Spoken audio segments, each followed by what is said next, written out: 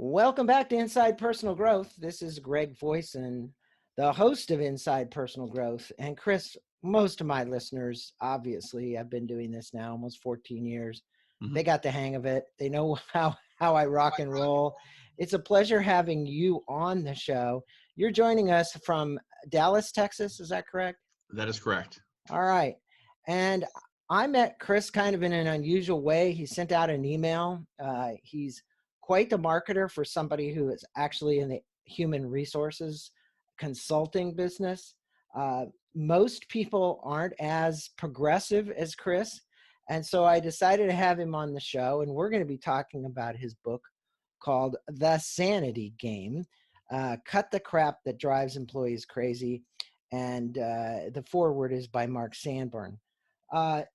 Great book, by the way. Good stories. Boy, you just get right to it, man. You don't waste any time. But I'm going to tell my listeners a little bit about you. Chris Moses is an engaged professional who has spent more than 20 years assisting companies as small as one-on-one and as large as Walmart. His coaching clients consist of professionals ranging from entry level to CEOs.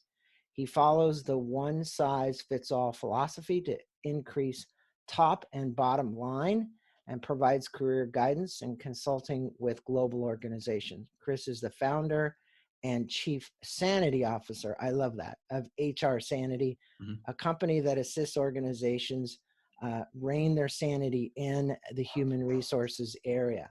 Well, you know, Chris, it's always a crazy area in HR. And my first question really comes around, you state in the introduction of the book that the world has become insane as it relates to human relations within business, okay?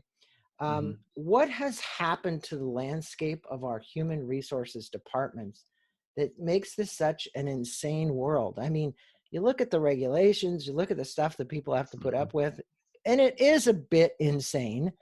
And each state is different, right? So Yes, tell us a little bit State, about this. country. Yeah, country. Tell us a little bit about this landscape and how it's just gone out of this world insane. Perfect. Well, first, Greg, thank you for allowing me to do this. This said for my first real podcast.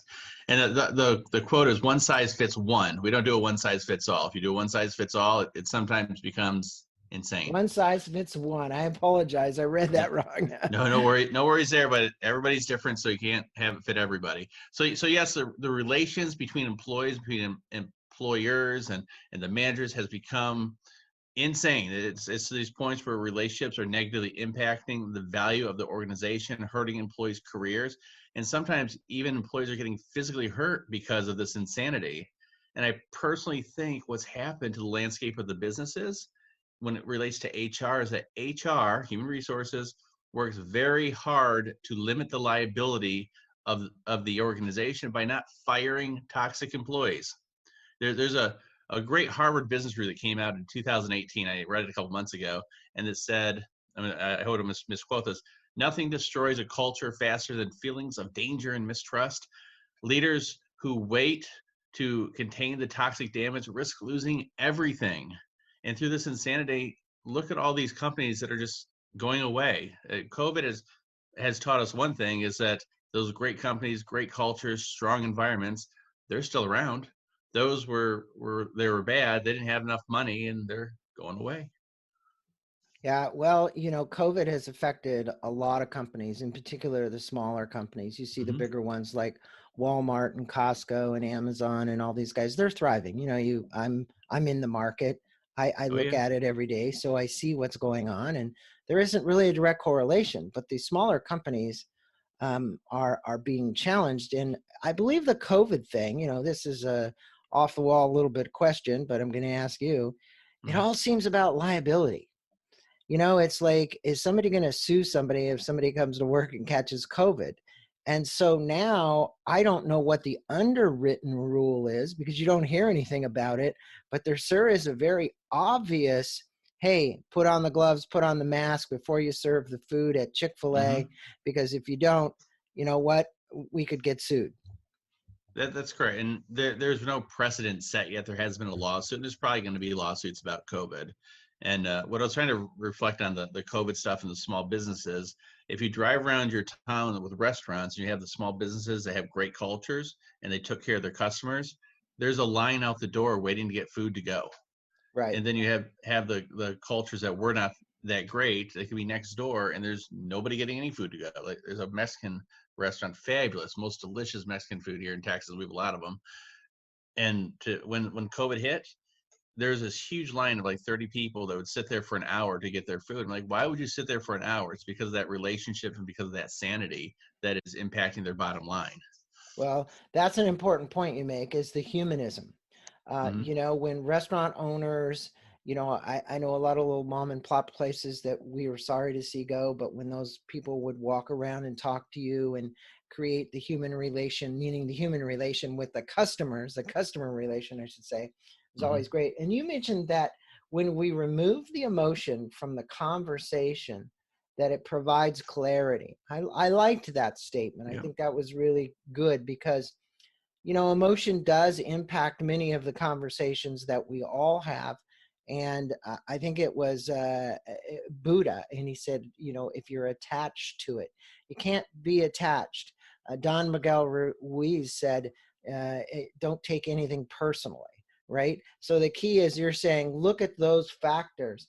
How can you help our listeners who might be working in HR, or who have had a negative experience with an HR department? Because there's been plenty of employees out there that complain about the HR department. Oh There's yeah. also Well, been plenty of HR executives who basically are not good HR executives. Okay. it's true. HR sometimes is the stepchild, but if you've had this negative experience with HR, the first thing to do is with any situation, you spend a little time reflecting on why you feel this way. What was that HR issue that you had with HR, or was it them, or was it you? That, because remember, the main thing of HR is to make sure that the company's following the laws. Most of the HR work is done with following the IRS laws, the EEOC, the employment laws, the city laws, the state laws, the country laws, laws around the world. They spend all this time doing that to keep the company out of a bad situation. So when you come into HR with your facts and you provide solutions that will be acceptable to you and HR, it builds that relationship. And I know that there's a small percentage of situations that can become emotional and build that bad feeling with HR. But Right. I mean, for example, there's harassment. You hear about that. That always hits the news, and that's unfortunate that it happens. But the good thing is to think that HR, and not think, but to know HR has been trained to handle these situations. They're there to help you. They're not there to Right. fire you if something happens like that. But the thing to remember also is that HR is not your psychiatrist. They're not your counselor, and they're definitely not your barber where you tell them everything about your life. That's why you They're have there to EA. That's why you have EAPs, right? Employee assistance yeah, program. EAPs are wonderful. If you have an EAP, use your EAP. It's there for you. There's no shame in it. I'm in HR and I've called EAP when my kids were going crazy on me. I was a new dad and I needed some Yeah. help. I'm like, oh, we favor EAP. Let's call them. Yeah. Well, there are a lot of good programs out there that help employees, that some employers have installed and many have not. There's probably more employers without EAPs than there are with Hmm. EAPs. And for those who don't know what an EAP is, it's an employee assistance program, Yeah. and includes psychological help, legal help, all kinds of things that you can get access to. But you were commenting that one of your books went out to Ellen DeGeneres today. And it's pretty timely, because there probably isn't a listener here that hasn't seen the news about Ellen DeGeneres. So, literally in that case, they're complaining about their boss, who did some probably inappropriate things. I don't know the whole story. I only heard the story, and I'm sure it's going to disappear over time. The question is, what went wrong there, Chris? Oh, it was what went wrong with Ellen? I don't know. I was there. I don't watch Ellen. I'm at Yeah, work during the yeah, day, but I can tell you, I researched a little bit. I thought it was comical that it's going to Ellen. I thought she was a funny lady, and now I found out that she may have some things going on. yeah. the environment there must be pretty toxic, and there's a lot of other companies that have these toxic environments that somebody spent their money to buy a book to send anonymously to somebody to send a message. There is some kind of toxic issue going on there that Ellen or her producers or whoever is running the show needs to approach and talk to these employees about. And that's Yeah. what the book is for, is really to Yeah. give to those people. Well, I mean, it's for all people, but give you an Yeah. opportunity to just send it When to I got somebody. mine, there was even a label on the outside. It's not there anymore. I peeled it off. It said sent anonymously. Oh And yes, so, I did. you, If you send a book you anonymously, you get a sticker that says sent anonymously. And exactly. sometimes I get calls by these managers and they get so mad at me. Who sent this to me? Like, I don't know. Their name is anonymous. Do you know somebody by the name Anonymous? And you say, well, I can't release their name because that's what anonymous That's what means. and I've been hung up on and I've been yelled at. I find it really, it'd be great if Ellen called me up. Who sent me this book? Yeah, exactly. You're Well, getting then, on my show and I'm going to yell at you there too. now That'd be you state wonderful. that when we use the word insanity, that all you're trying to do is figure out what it takes to build a work environment that is sane and humane. Again, another great combination of words, sane and humane. You approach everything, Chris, so logically. I like that. And usually in HR, there's a lot of emotions. It's about who did what to me or how they talk to me. And, we have, I'm not going to comment that we've gone overboard on the whole sex issue, because this whole issue about, was this person inappropriate or appropriate or not? We've heard so much of that in the news lately that Mhm. it seems toxic, right? And I'm not saying it's not going on, but it just seems like everybody's on top of it. So, Chris, what does it take to build these types of work environments and to shift the culture where there is inclusion and not a top-down command and control situation? Because that's what ruins any culture, and you obviously address it in the book. Great. That's a great question. And to start, companies first have to understand that command and control environments generally do not work in business. The larger the business is, the more employees you have, the less control you're going to have over your employees. You need to have this culture that you're speaking of, where the employees are committed to the success of others in the organization and the success of the organization.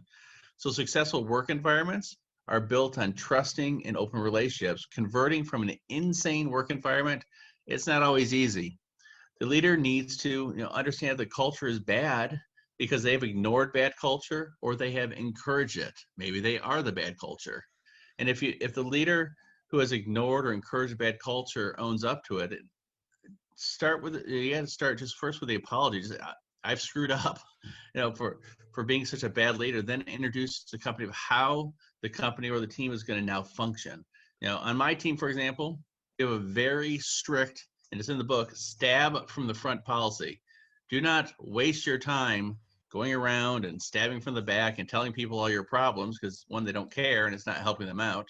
Start with the facts and go to the person, and understand that most people do not come to work to upset everybody or create a mess. They want to perform, and teams need to have that open, transparent communication, so that you can grow that growth of the company, of the person, and the performance. And when somebody gives you bad feedback, very critical that you thank them for it. I remember I was in a town hall with a company that had 60,000 people I used to work at, and we had a new CEO. An employee raised her hand during the question section and asked this really pointed question to the CEO, and it was really a mean question that everybody's kind of wondering about. And the CEO could have said, well, that's a horrible question, you're fired. Instead, the CEO sat there, thought for a second, and said, thank you. I'm so grateful that you asked that question. I'm sure everybody here is wondering about it. Let me answer it. And instead of getting mad about the question that was directed straight at him, he thanked her and moved on and built that relationship. So now other people know that they can go directly to the CEO and ask even meaner questions that they're worried about, and then build that environment. Yeah, that's, when you were saying that, and I remember those town hall meetings, it reminds me of that show, The Boss, whatever it is. It's where they go and do undercover and Undercover Boss. Undercover Boss, Yeah, right? great show. And it's a great show because when you really look at HR problems, believe me, that's really what they're working on is the HR. All people really have to do is kind of watch that show to try and figure out what Mhm. really is going on and what people really think, so that you at the top can change your ways, so that you don't Mhm. fall into these holes. Now, Chris, you got some very sound advice at the end of each of these chapters. Every chapter has these notes, right? And Yep. they're in a big box. And Sanity I'll tell notes. my people, if all they did was read the sanity notes and not the rest of the book, you would have gotten your money's worth here. What is the sound advice from chapter 1 that you'd like our Mm. listeners to understand? And it's the note sections. Yep. We don't have time to go through all of them, but I want to point it out that the design of the book is you read the chapter, you get these notes, and he's pulled out the most important salient points from it. Yeah. So the one note that's brought up, it's actually brought up throughout the whole book, but it's specifically noted in chapter 1, is that everybody is playing the sanity game every day. You know, you're either getting closer to sanity or further away. There's really no neutral. And if you see insanity at any level and you ignore it, you don't say anything, you begin losing the sanity game, and your company suffers, your career suffers, employees suffer. The goal with the sanity notes at each chapter is really to to to purposely win sanity in work and in life. And so the note is that it's everybody's playing that game, Yeah. and you need to play it. You can't ignore it. Well, you have to play the sanity game, not the insanity game. That's correct. Right. You could win the And insanity game, but that's not going to help you out much. well, you win the insanity game because a lot of places are playing the insanity game still, Hmm. and they don't understand that they're even playing the insanity game. Um, but you state that there are two factors that create horrible bosses. Yep. We just talked about Undercover Boss, and boy, that show does a great job of revealing some pretty poor bosses. In your estimation, what are the factors of a horrible boss? And then what are the traits of a good boss? Hmm. Because it's not just, okay, well, we pointed out the horrible boss, but we really want to know if we're going to change, what is it that we have to do to change? Yeah. So first, the two factors of being a horrible boss. One, they tend to be micromanagers and lead a few levels below where their role is.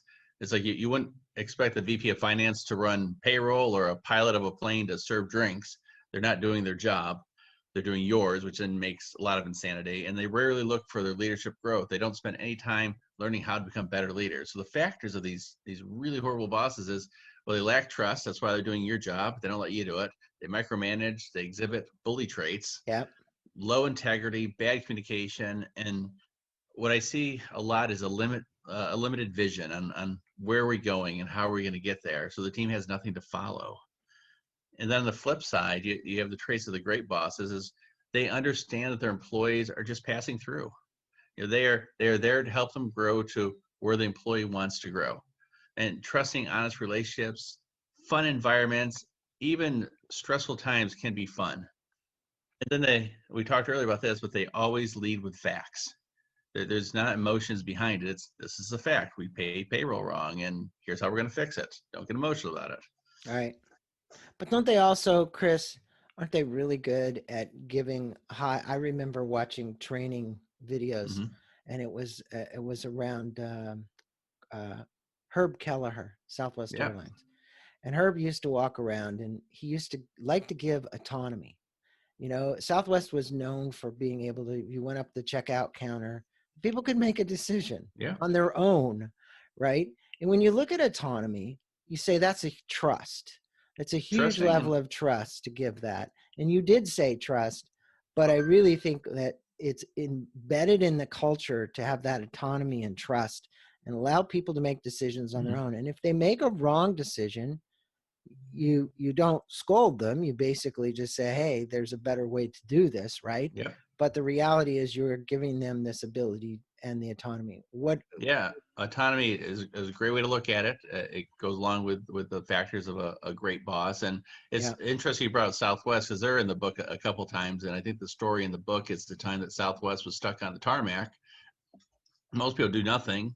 Southwest went out and ordered pizza for everybody and gave free drinks. Right. Nobody told them they could do it. They just did it because they had that environment where it was acceptable to have that autonomous decision. Yeah. And it worked well for them. It hit the news. Well, and it's a great organization. Hmm. He likes to spread love. That's why the back has a heart on the back of it. Yeah, the And stock symbols love. I remember him walking around in the offices and out and handing out M&Ms to the employees, and Hmm. it was really cool.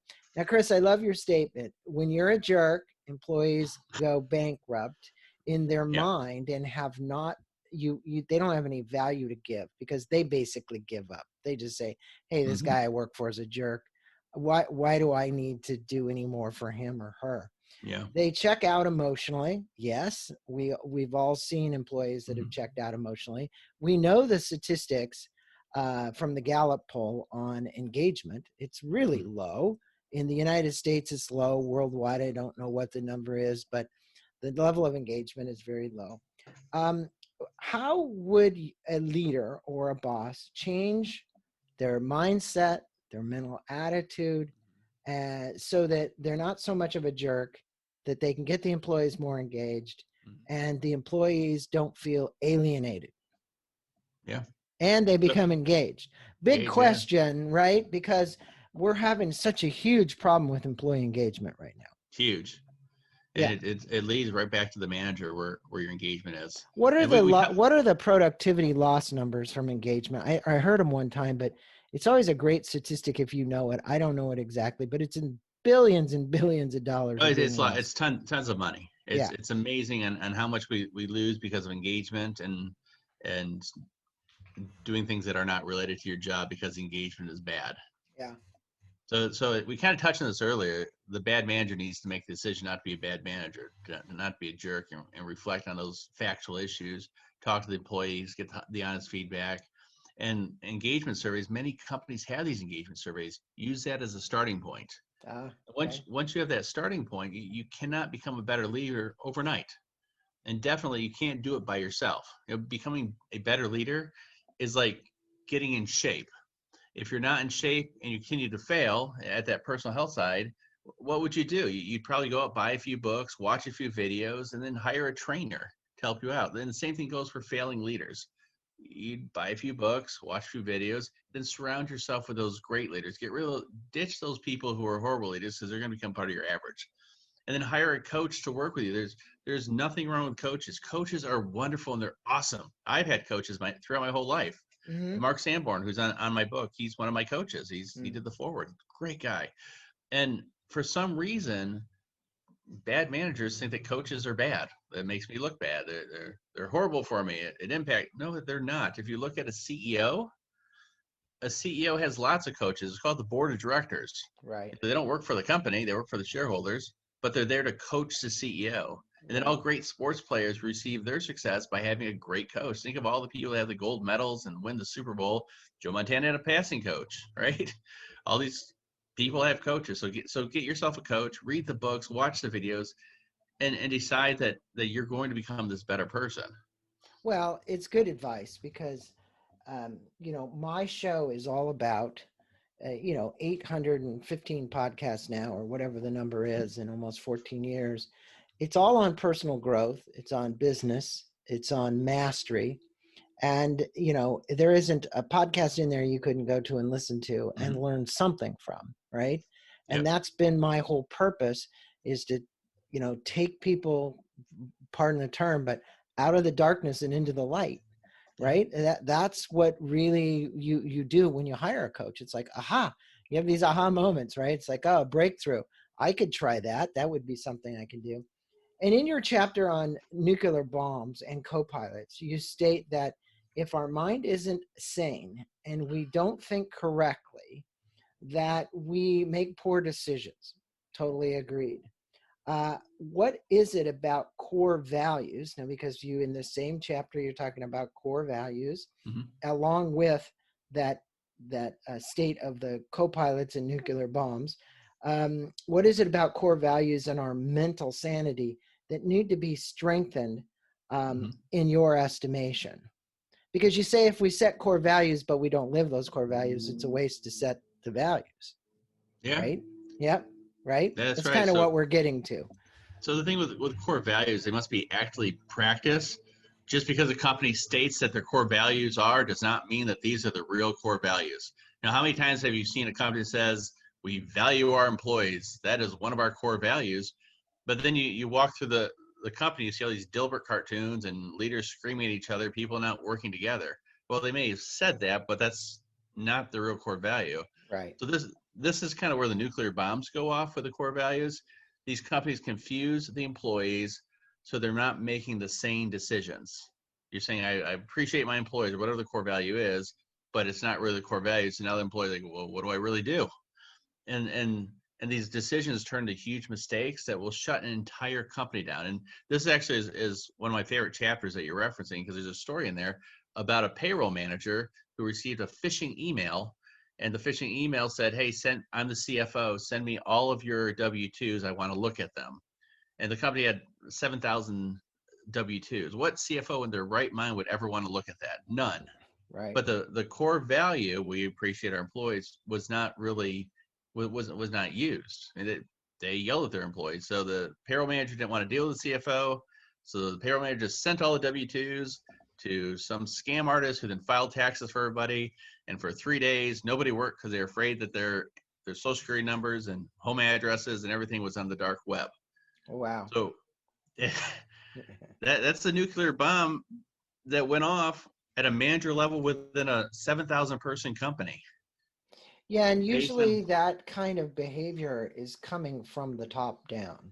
correct. So it doesn't mean that it was the CFO.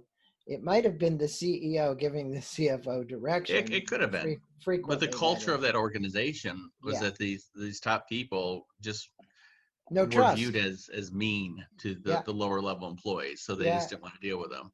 Yeah. A payroll manager in that situation should pick up the phone, call the CFO, and say, "Are you sure you want these? It doesn't sound like you're leading at your level." One thing that for my clients, if you have a large organization, have some fun with this. Have your CEO send an email to the payroll manager and tell them that you want all the W-2s. See if the payroll manager responds. If they respond, don't fire the payroll manager. Change your culture. Yeah. Payroll manager's doing what they're told to do. Yeah. Totally. Totally. I'll knock that off too. So don't worry about it. No worries. Okay. Now, Chris, you speak about the abuses of the visits to social media sites, which is robbing companies of productive hours and productive time. And yeah, Mm-hmm. it's social media sites and it's also porn sites. I mean, I've heard all kinds of stuff, Crazy. and I know people are trying to block it, and it becomes more and more difficult to do. But we are losing a lot of time to that. And how now this drains basically the attention of people. It's like, oh, I'm like, you comment in the book there, you walk by a person's desk and someone's looking at Amazon, or they're doing shopping, or they're doing whatever. What kind of advice would you have for a company that's maybe going through that, Yeah. where they're seeing lost productivity as a result of hours and hours and thousands of hours being spent on just Social media. looking at social media and or whatever. Yeah. Well, first, I have to admit that sometimes I fall in the bucket. I think we all fall in this. We get sucked into something and just stay there too long. And there's actually a statistic that says 5 to 10% of people suffer from social media addiction. So it's a real disease. Yeah. For a company, my suggestion is you can't get rid of social media. It's there. You can block it on your computers, but then people have phones that they can just get on their phones and do the social media. In the last century, since you and I were there and remember all of it, most of it at least, they used to have smoking breaks where people would take two to three times a day. They'd go Oh out yeah. 15 minutes and Yeah. smoke. Yeah. Well, I think now you need to have those social media breaks. You can't get people away from it all the time. So it's okay. Take that break. Go fill your bucket with social media. See what everybody's doing, and then get back to work. And let's say that you're not in that full addiction cycle, and you're the person. The best thing to do is to determine your values, and what's your future. If you want to progress your career, and you don't want to like get rid of your career because you're spending half your time on social media, become accountable to yourself. That's a good advice. I like the advice. The advice is, give people social media breaks, Yeah, you um, can't hide it. we used to, I wrote a book that was giving people breather breaks, because instead of them going out smoking, what we wanted to do is get them to Hmm. meditate, or at least calm down, because the stress levels are so high inside of companies. It was called wisdom, wellness, and redefining work. And I think the key there is that no matter what the break is, let the person get up, walk around, go use their cell phone, walk outside if they can, if it's close enough. But important thing is you give them a break to do whatever it is that they need to get done, so that they're not doing it on your company Yeah. time. Now you have this 3F formula for giving criticism and being more humane. Okay.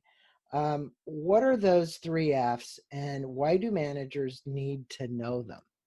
Hmm. Because you kind of have them in a box in the book. They're like, I think, remember they were outlined. So the three F's is how the book is separated. First one being facts, then finesse and fun. Mm-hmm. Leading with the facts, talking about the facts. Remember, facts are not emotional. Finesse up the communication a little bit, and then engage with fun if possible. One of the things I think managers have to get really good at is self-deprecating humor. We can always laugh at ourselves. I've got tons of stories of things that I've done wrong that can add humor to the situation that makes it less aggressive. And then we Mm-hmm. can, with humor and everybody's smiling or at least engaged, you'll get more done. You'll get more discussions. Managers need to know these three elements to keep those negative emotions away from the conversation. This will increase the value of the employee, the relationship, and the company. Yeah, so those are important ones, and throughout the book, as he says, it's divided in those three sections. And finesse is a big one for him. And finesse has to do with these folks being a little bit more sensitive than being a jerk in the process, so that you don't have the complaints in HR that will happen as a result of you being a jerk. Yeah. All the advice that Chris has given is really sound advice. Go get a coach, right? Listen to audio tapes, take some time to listen to podcasts, do whatever it is you need to do to train yourself, so that you can be more effective as a leader, and less abrasive, and more inclusive. The key is the inclusion as well. And I think a lot of times decisions are made without that inclusion. So that autonomy that Herb Kelleher gave, then that Southwest Airlines story, is all about inclusion. It's allowing people to make decisions and be included, and also listening to their opinions. That's the other thing. I mean, you and I go back to the day when there were suggestion boxes. Well, you don't need Oh, those. yes. You don't even, you don't I need remember those. those. You don't need those anymore. You're going to be able to hear it. And I think Glass that, door. yeah. And aren't companies, by the way, able to actually kind of track what people are doing on the computer, so they Oh, can yeah. actually now tell if someone Hmm. is sabotaging maybe what's going on at the company. So there are so many different ways that the people can be tracked, right? There are Yeah, lots. You yeah, are being tracked whenever your computer's on and when it's off. They can tell how long you've worked, how many keystrokes, if you're in a call center, how long your calls have been. yeah, yeah. So it's pretty telling. So I think the key is just do your work when you're supposed to do your work, and when you're supposed to go do your social media stuff, go do that somewhere else. Hmm. Now, we've had a really great dialogue here and conversation about HR, the problems, the insanity, moving from insanity to being sane and humane. I think these are the key points. What do you want to leave our listeners with about creating this humane and sane work environment? And what are some of the action steps that people listening that are in HR today, even if they're not in HR, but are listening, could actually take? Yeah. Great question. Well, to create that humane and sane work environment, you first have to understand that you lose the game of sanity when people dread coming to work, and because of the insane leadership or your insane culture. And winning the sanity game happens when you show the respect, honesty, appreciation for your team, your company, and your customers. Sane environments also happen, and this is where people don't like to talk about this, but when you eliminate people who gossip, backstab, and generally make work difficult for others. Don't hold on to those people. Let them go. Let them fly free. And for action steps, the listener can do the first one, continue to listen to podcasts. Like the ones that you have 800 of them. You can listen to a lot of podcasts.